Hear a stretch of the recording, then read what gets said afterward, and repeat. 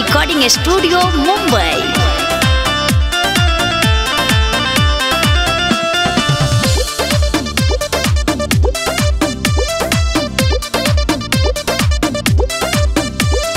दिलवा में हमारा तू करता रटन हो। अच्छा जी, यही से मान लिहनी तो है हसबैंड हो।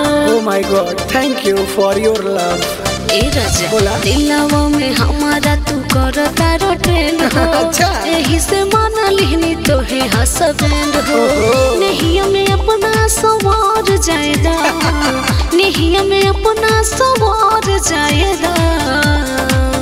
सुनिए ना, अरे प्यार के दिल में उतरी जाए तो मोहब्बत में हद से गुजर जाए तो। प्यार के दिल में उतरी जाए तो मोहब्बत में हद से गुजर जाए तो।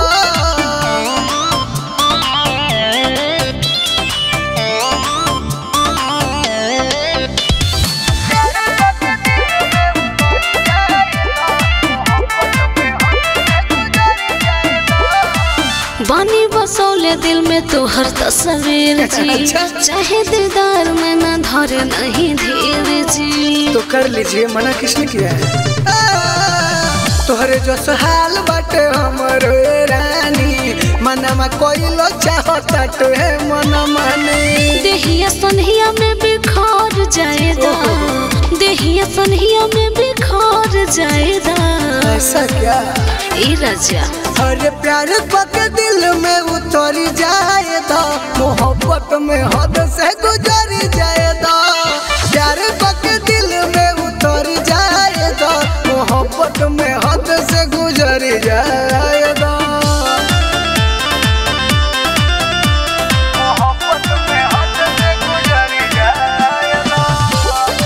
गरिमा रिकॉर्डिंग स्टूडियो मुंबई। बस जा तू अखिया में बन के हो काजल। अच्छा जी। तोहरे पुकारे नाम छनकते छागल। उड़ी उड़ी केस तोहर देवेला संदेश, दिल में बसल बाटे तोहरा निर्देश। दिल में चितरंग दे प्यार भर जाएगा। ओके। दिल में चितरंग दे प्यार भर जाएगा। अरे प्यार के दिल में उतर जाए दो, मोहब्बत में हद से गुजर जाए दो। प्यार के दिल में उतर जाए दो, मोहब्बत में हद से गुजर